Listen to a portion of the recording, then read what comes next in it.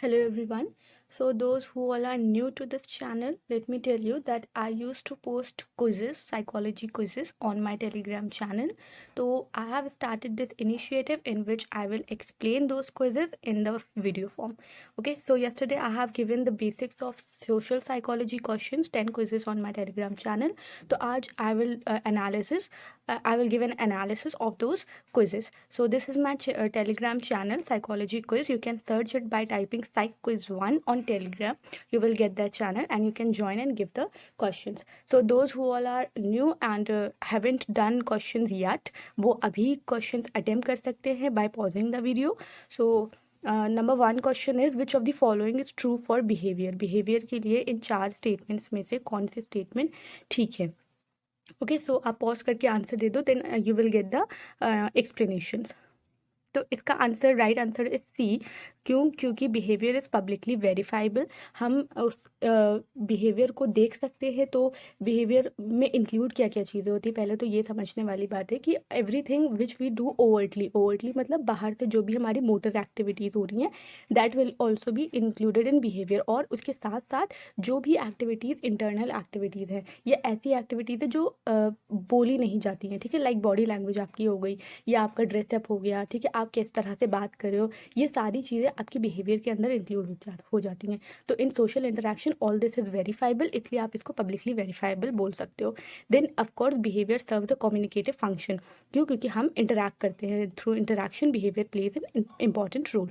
उसके बाद behaviour is contextual. Contextual का मतलब सिचुएशन लेवल पे, कि हर सिचुएशन में, हर कंटेक्स्ट में हर बिहेवियर का मतलब अलग अलग हो जाता है. ठीक है, एक सिचुएशन में आपका जो बिहेवियर होगा उसका मतलब कुछ और होगा, दूसरे सिचुएशन में वही बिहेवियर का मतलब कुछ और होगा. तो in terms of culture, in terms of situation, behaviour differs. उसके बाद लास्ट स्टेटमेंट है behaviour is unobservable and measurable. तो बिहेवियर इज़ ऑब्जर्वेबल, अनऑब्जर्वेबल नहीं है, इसलिए फोर्थ ऑप्शन नहीं होगा. एंड इट इज़ मेजरेबल, यानी हम इसको मेजर कर सकते हैं. किसी का भी आप बिहेवियर को देख सकते हो. आपने एक सोशल सिचुएशन क्रिएट करी कि इस सोशल सिचुएशन में कोई इंसान किस तरह से रिएक्ट करेगा. ठीक है, तो it is measurable, but it is not unobservable, it is observable. Okay, now question number 2 is the focus of research of social psychologist is या आर. तो इनमें से कौन सा ऑप्शन सही है? क्या रिसर्च का फोकस होता है जो सोशल साइकोलॉजिस्ट होते हैं उनके? So answer is all of the above. Why? Because जो सोशल साइकोलॉजिस्ट होते हैं they are not only interested in behaviours. ठीक है, हमारे सिर्फ बिहेवियर में इंटरेस्ट नहीं होता है, उनको उनको इन से भी इंटरेस्ट होता है कि हमारी फीलिंग्स क्या है, थॉट्स क्या है, belief, or attitudes, intentions, goal etcetera. ठीक है, तो ये सारी चीज़ें भी सोशल साइकोलॉजी के रिसर्च के अंदर आती हैं. ओके, इस वजह से ये सारी चीज़ें मेंटल प्रोसेस होती है. और मेंटल प्रोसेस को आप दूसरा टर्म भी बोल सकते हो, that it is an covert behaviour. Covert behaviour का मतलब जो चीज़ें हमारे अंदर हो रही होती हैं, जो बाहर से नज़र नहीं आती, जो ज़ाहिरी नहीं होती हैं. ठीक है, तो जैसे कि लाइक रिमेंबरिंग हो गई, ड्रीमिंग, थिंकिंग, इमेजिनेशन. ठीक है, तो ये सारी चीज़ें कोवर्ट बिहेवियर में आ जाती हैं, और ये सब मेंटल प्रोसेस भी होते हैं. So both terms are like same. ठीक है, ओवर्ट बिहेवियर वही सेम जो बाहरी दिख रहा है, वो सारा बिहेवियर जो बाहर हम देख सकते हैं, किसी की बॉडी लैंग्वेज, कोई कैसे बोल रहा है, कैसे चल रहा है, कैसे बात कर रहा है, तो एवरीथिंग दैट मोटर एक्टिविटी, तो वो होती है overt behaviour. That is why the right answer is all of the above. Now question number 3 is assertion and reasoning. You will have to tell that whether it is correct और incorrect and is the reason is correct explanation of A. So the assertion is most of us do not litter the street even if we are alone and no one is watching us. तो litre का मतलब होता है गंदगी फैलाना. ठीक है, तो जब हम अकेले में होते हैं हम तब भी सड़क पे कूड़ा नहीं फेंकते हैं. ऑल्दो सबके लिए ट्रू नहीं है, लेकिन कुछ लोग ऐसे होते हैं जो अकेले होने के बाद भी सड़क पे या कहीं भी गंदगी नहीं फैलाते हैं. ठीक है, तो रीज़न में क्या दिया है? People as members of society have constructed and internalized a social convention और norm which implies the presence of other people and influences behaviour even in their absence. तो सोशल साइकोलॉजी का मतलब ये है कि ये सिर्फ उन चीज़ों को स्टडी नहीं करती है, यानी कि ये इट ऑल्सो टॉक्स अबाउट और it deals with how people are affected by other people who are physically present और who are imagined to be present. कि आप एक ऐसी सिचुएशन में हो जहाँ पे लोग नहीं हैं, आप अकेले में हो, तो उस वक्त भी क्या आप आप सोशल साइकोलॉजी के दायरे में आओगे या नहीं आओगे? बिल्कुल आओगे. क्यों? क्योंकि हमारा जो बिहेवियर है, हमारी जो सोच है, हम जो भी अकेले में कर रहे हैं वो कहीं ना कहीं दूसरों से भी इन्फ्लुएंस्ड होता है. आप अगर कोई डिसीजन ले रहे हो तो वो डिसीजन भी दूसरों से अफेक्टेड होगा। तो जब कोई भी बिहेवियर हमारा कोई भी बिहेवियर दूसरों से अफेक्टेड है तो वो सोशल साइकोलॉजी के रिसर्च में आएगा। ठीक है, तो हम सड़क पे अकेले कूड़ा नहीं फैलाते हैं। ठीक है, क्यों? क्योंकि हमने एक सोसाइटी में रहने के बाद हमने एक जो भी सोसाइटी के नॉर्म्स हैं उन सबको इंटरनलाइज कर लिया, अपने अंदर उसको कंस्ट्रक्ट कर लिया है। ठीक है, तो इसलिए हमारा जो बिहेवियर है वो उनकी एब्सेंस में भी उस तरह से हम बिहेव करते हैं जैसा सोसाइटी चाहती है कि हम बिहेव करें। इसलिए the answer is both the A and R is correct and R is the correct explanation of A. Okay, अगर मैं एग्जाम्पल के लिए आपको बताऊं दैट सपोज एक there is a widow who wants to remarry, तो उसका जो डिसीजन होगा, ऑल्दो ये डिसीजन उसका पर्सनल होना चाहिए, बट बिकॉज उसका ये डिसीजन सोसाइटी से भी बहुत अफेक्टेड होगा दैट वेदर शी शुड री मैरी और नॉट। तो हमारा जो एक अकेले जब हम होते हैं उस वक्त भी जो भी हमारे बिहेवियर होता है that is influenced by other people. So that is why this is the concept of this assertion कि हम अकेले होने के बाद भी वो चीज़ें फॉलो करते हैं जो सोसाइटी हमसे चाहती है, या जो सोसाइटी के रूल्स होते हैं, सोसाइटी के नॉर्म्स होते हैं। Okay, I hope it's clear. Next question is sociologists focus on society as a whole or large groups within society, while social psychologists focus on individual and how social factors impact behavior. तो sociology और social psychology इन दोनों के बीच में difference क्या है? How these two discipline differ from one another.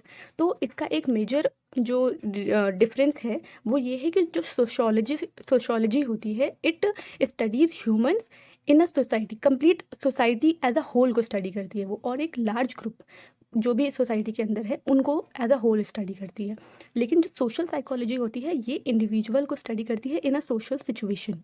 ठीक है, हाँ, सोशल सिचुएशन दोनों में कॉमन है, बट वहाँ पे सोशोलॉजी जो है वो सिर्फ एक ह्यूमन ग्रुप को, ह्यूमन बिहेवियर को एक एज अ ग्रुप स्टडी करती है।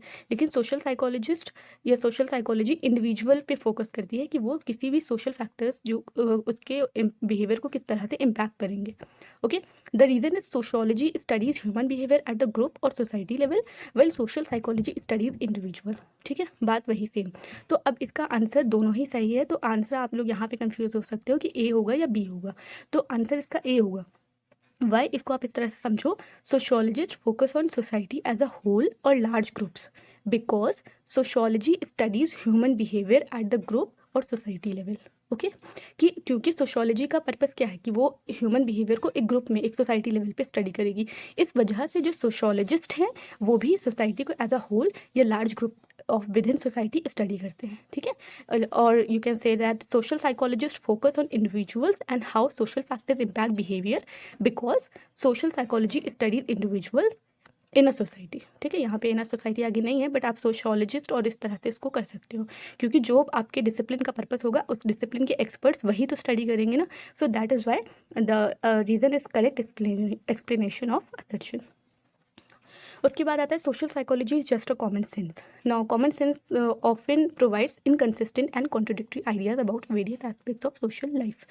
तो क्या है कि सोशल साइकोलॉजी क्या एक कॉमन सेंस है? बिल्कुल भी नहीं। तो इसी से आप समझ सकते हो that A is false and R is the true answer. Okay, और common sense often provide inconsistent and contradictory ideas about various aspects of life. इसको मैं थोड़ा एक्सप्लेन करूँगी कि जैसे कि हम जो इनफॉर्मल हमारा जो ऑब्जर्वेशन होता है उस ऑब्जर्वेशन में हम दो स्टेटमेंट ऐसे होते हैं जो कॉन्ट्रडिक्ट करते हैं।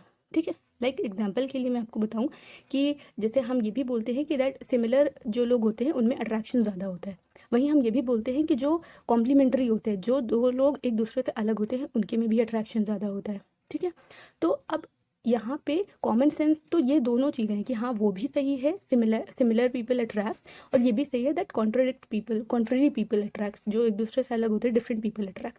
तो अब ये तो सही है, लेकिन सोशल साइकोलॉजी का क्या रोल होता है यहाँ पे, that it doesn't talk about common sense.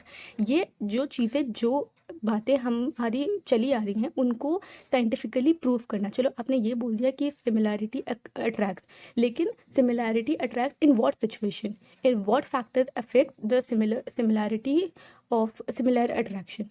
तो साइंटिफिक अप्रोच से सोशल साइकोलॉजी स्टडी करती है कि आप किस कॉन्टेक्स्ट में, किस सिचुएशन में आप कौन सा प्रिंसिपल को जनरलाइज कर सकते हो, और ये सब पॉसिबल है only through scientific approach. Okay, so इस वजह से social psychology is not a common sense, क्योंकि देर आर स्टेटमेंट जो कॉन्ट्रडिक्ट करते हैं एक दूसरे से। तो कौन से दोनों सही हैं, बट कौन से ज़्यादा बेटर हैं और किस सिचुएशन में आप कौन सा अप्लाई कर सकते हो, तो उसके लिए एक साइंटिफिक अप्रोच होना ज़रूरी है, और वो साइंटिफिक अप्रोच सोशल साइकोलॉजी अपनाती है। That is why it is a social psychology, और psychology is a science. Next question is why social psychology cannot be understood through common sense. So, of course, I have explained the first option. Common sense often suggests a confusing and inconsistent picture of human behavior. Next is we are prone to cognitive errors in our informal thinking about the social world. तो cognitive errors यहाँ पे क्या हो गए, like for example के लिए मैं planning fallacy लेती हूँ. Planning fallacy में क्या होता है कि हम ये अज्यूम करते हैं कि हम इतना काम इतने टाइम पे कर लेंगे, बट वो उतना काम उतने टाइम पर नहीं होता है, वो उससे ज़्यादा वक्त ले लेता है। लाइक आपने एक चैप्टर डिसाइड किया that 1 chapter will be finish in 2 hours, but क्या होगा कि वो 4 आवर्स ले लेगा, 3 आवर्स ले लेगा, आपकी एस्टिमेशन से ज़्यादा। तो हम कई बार चीज़ों को सही एनालाइज नहीं कर पाते, ठीक है। तो ये सारी चीज़ें कॉग्निटिव एरर्स में आ जाती हैं। जब हम सब कॉग्निटिव एरर्स करते हैं, हमारे अंदर बायसनेस है, तो how can we rely on those thinking. इस वजह से सोशल साइकोलॉजी एक साइंटिफिक अप्रोच अपनाती है जो बायसनेस को, कॉग्निटिव एरर्स को हटा के उसके बाद एक फॉर्मल सिचुएशन में बिहेवियर को एनालाइज करती है। तभी हम उस पर रिलाई कर सकते हैं, तभी हम ये मान सकते हैं कि जो भी रिजल्ट निकले हैं वो रिलायबल है and they are more valid. Okay, उसके बाद many experiments don't return common sense answers. तो इसके लिए I am going to give example of Milgram. तो मिलग्राम ने जो एक्सपेरिमेंट किया था ओबीडियंस पे, so what his intention was, he did this experiment after World War II to prove that Americans would not act like those Germans and would not follow authority to the point of torturing people. Okay, so for Americans, what Milgram thought that Americans like German वो authority level को follow नहीं करेंगे till the point of torturing people, दूसरों को torture करने के लिए। Okay, तो ये उनका कॉमन सेंस था, बट जब उन्होंने ये एक्सपेरिमेंट किया तो what they found that people followed the authority and tortured the people up to a level extent. Okay, तो उनका कॉमन सेंस गलत निकला। Okay, it return the against the common sense answer. तो that is why there are experiment जो common sense answers नहीं देते हैं। इस वजह से social psychology can not be understood through common sense. So all the answer, all of the above is the correct answer. Now question number 7 is social psychologists use deception as a research technique. Deception का क्या मतलब होता है कि जब हम research कर रहे होते हैं तो हम कुछ बातें जो भी हमारे पार्टिसिपेंट्स हैं उनसे छुपाते हैं, या उनको वो बातों की जगह कुछ अपोजिट बात बता देते हैं, ठीक है। तो ये एक डिसेप्शन की टेक्निक है। Now answer is Many social psychologists believe that if participants know the true purpose of a study, their behavior in it will be changed by that knowledge. तो क्या मतलब है कि अगर आप सही चीज़ बता दोगे कि हमारी पर्पस ये है स्टडी का, तो हो सकता है कि जो पार्टिसिपेंट्स हैं उनका जो बिहेवियर है वो चेंज हो जाए। अगर आप उनको यही बता दोगे कि हम बाय स्टैंडर्ड इफेक्ट देख रहे हैं कि लोगों का प्रेजेंस पे आप हेल्प करोगे कि नहीं करोगे, तो ऑफकोर्स उनको पता है कि ये स्टडी क्या है, तो वो इफेक्ट करेगा उनके बिहेवियर को। वो अगर नहीं भी करना चाहेंगे हेल्प, तभी वो करेंगे। तो इस वजह से डिसेप्शन की टेक्निक यूज़ करते हैं। डिसेप्शन के साथ साथ जब according to ethics of doing research, तो हम 2 और सेफ गार्ड्स की तरह कुछ चीज़ें यूज़ करते हैं, दैट इज़ इन्फॉर्म्ड कंसेंट, और एक और चीज़ होती है डीब्रीफिंग, ठीक है। तो इन्फॉर्म्ड कंसेंट में क्या होता है कि हम जितनी इन्फॉर्मेशन देनी चाहिए पार्टिसिपेंट्स को, हम उतनी इन्फॉर्मेशन दे देते हैं। ओके, और उनसे परमिशन लेते हैं to that whether you want to participate in the study और नॉट, और उनको ये फ्रीडम देते हैं कि अगर आप बीच से जाना चाहो तो यू कैन गो। तो ये सारी चीज़ें अकॉर्डिंग टू रिसर्च एथिक्स हम फॉलो करते हैं कि अगर आप डिसेप्शन कर रहे हो तो you have to follow informed consent. दूसरी जो टेक्निक मैंने बोली डीब्रीफिंग, तो डीब्रीफिंग का मतलब है जब पूरी स्टडी आपकी फिनिश हो जाए तो उसके बाद आपको पूरा उनको बताना है कि ये स्टडी का पर्पज़ क्या था, हमने क्यों किया, और हमने डिसेप्शन की टेक्निक यूज़ करी, आपको वो भी बताना है, और क्यों यूज़ करी आपको ये भी बताना है, सच क्या था वो भी बताना है। So that is called debriefing at the end of the research. Okay, so answer is A. Social psychologist क्यों यूज़ करते हैं deception as a research technique, क्योंकि उनको ये लगता है कि अगर उनको सब कुछ पता होगा स्टडी के बारे में तो that will impact their behaviour in the study. Now question number 8 is it was found that an audience would improve an actor's performance in well learned easy task. Which term can explain this phenomena? तो जब एक learned easy task आप कर रहे हो, ठीक है, उस टाइम पे जो प्रेजेंस ऑफ ऑडियंस है वो आपकी परफॉर्मेंस को इम्प्रूव करेगी। तो इस फेनोमेना को क्या बोलते हो? ठीक है, तो इसको बोला जाता है सोशल फैसिलिटेशन, कि एक लर्नड और इजी टास्क है, और जब लोग आप लोगों के सामने उसको परफॉर्म करोगे तो आपकी परफॉर्मेंस एनहांस हो जाएगी। वहीं अगर एक लर्नड और डिफ़िकल्ट टास्क है, आपको आता है, ठीक है, ईजी टास्क भी आपको आता है लेकिन डिफ़िकल्ट टास्क भी आपको आता है, लेकिन डिफ़िकल्ट टास्क के टाइम पे प्रेजेंस ऑफ अदर्स आपकी परफॉर्मेंस को डिक्रीज़ कर देगी, तो इस प्रोसेस को सोशल इनहिबिशन बोलते हैं। ठीक है, आता दोनों में है, बस फ़र्क इतना होता है कि ईजी टास्क में परफॉर्मेंस इंक्रीज़ हो जाती है, डिफ़िकल्ट टास्क में परफॉर्मेंस डिक्रीज़ हो जाती है। So that is social facilitation and social inhibition. Social loafing का मतलब ये होता है कि जो इंडिविजुअल होते हैं वो एक ग्रुप में कम अच्छा परफॉर्म करते हैं या परफॉर्मेंस उतनी अच्छी नहीं देते हैं जब उनको वही काम अकेले करने को दिया जाए। तो वहाँ पे जो फैक्टर्स होते हैं कि उनके पास रिस्पॉन्सिबिलिटी अकेले उनके ऊपर नहीं आती है, इस वजह से वो ग्रुप में अपना लेवल नहीं देते हैं, उनको इंडिविजुअल नहीं पकड़ा जाएगा कि आपने कितना काम किया, वहाँ पे ग्रुप एज अ होल को एनालाइज किया जाएगा। इसलिए people perform less better in group in comparison to when that same task has to be performed in individually. तो उसको बोलते हैं सोशल लोफिंग। और ऑब्जर्वेशनल लर्निंग इसका आंसर तो हो ही नहीं सकता, क्योंकि ऑब्जर्वेशनल लर्निंग कि ऑब्जर्व करके चीज़ों को सीखना। Now question 9 is, if you expect people to behave in a certain way, you might look for example that confirm your belief, while at the same time ignoring evidence that conflicts with your existing opinion. It is called. तो जब आपकी ऐसे evidences आप देखो जो आपके belief को सही साबित करें, ठीक है, उन्हीं चीज़ों को देखो जो आप सोचते हो उसको वो सही दे, और जो आप सोचते हो कि ऐसा नहीं है आप उन एविडेंसेस को इग्नोर कर देते हो। सो that is called conformation bias. It is a tendency to search for evidence that fits one belief while ignoring any evidence that does not fit those belief. Okay, optimistic bias का मतलब ये होता है that कि आपके साथ कुछ भी गलत नहीं होगा, ये आप एक बायसनेस बना के सोचते हो कि मेरे साथ जो भी होगा वो पॉजिटिव होगा और मेरे साथ जो भी नेगेटिव होगा वो कम होगा, मतलब मेरे साथ नेगेटिव तो हो ही नहीं सकता है, मेरे साथ हमेशा अच्छा होगा। तो दैट इज़ ऑप्टिमिस्टिक बायस. हिंडसाइट बायस का मतलब होता है कि जब रिजल्ट आ जाता है तो आप ये बोलते हो कि अरे मुझे ये चीज़ तो पहले से पता थी, ये होने वाला था, मुझे पता था। तो ये आप पहले से अज्यूम नहीं करते, पहले आप हो सकता है अनश्योर हो, बट आफ्टर रिजल्ट जब वो चीज़ पता चल जाती है, हमें आंसर पता चल जाता है, तब उस वक्त ये बायसनेस काम करता है कि अच्छा मुझे तो ये चीज़ पहले से पता थी. सो मैनी फैक्टर्स अफेक्ट हिंडसाइट बायस.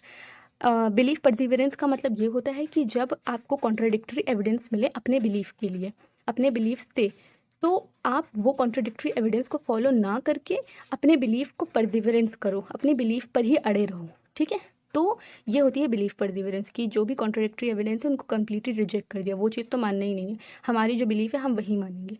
ठीक है, तो that is belief perseverance. Next question is, the presence of other people cannot have a powerful impact on behavior, and reason is people will go to great lengths to obey an authority figure.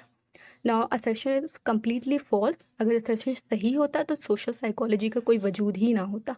So the presence of other people do and have a great influence and have a powerful impact on behavior. So assertion is false. And people will go to a great lengths to obey an authority figure. This sentence is taken from Milgram experiment कि लोग authority figure को follow करते हैं और they can follow up to a great extent. So these were 10 questions. If you want to follow more, if you want more such quizzes and more such MCQs, you can join my Telegram channel. जिसका link I will give in the description box. If you have any doubt or want to ask any question regarding these quizzes, you can ask in the comment section. Thanks for watching. Have a good day ahead.